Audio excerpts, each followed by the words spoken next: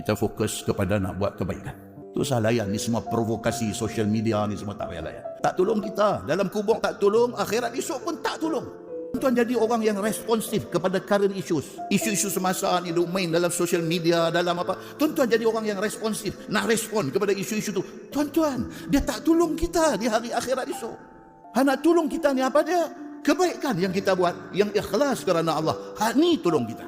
Yang kedua, mari kita pakat-pakat sama-sama elak daripada buat benda yang tak baik, yang berdosa dan tak berfaedah. Benda yang tak perlu kita komen, tak perlu kita cakap, tak payah komen, tak payah cakap. Nak hidup sembang, nak bincang pasal artis bercerai, penat. Muslimin dan muslimat yang dirahmati Allah sekalian. Iblis, syaitan, dia akan buat, dia akan hasut, dia akan jadikan kita orang jahat. Sebab nak jadi geng dia dalam neraka esok. All out, dia akan jadikan kita ni orang jahat. Tapi kalau dia tak berjaya jadikan kita orang jahat, dia akan buat apa?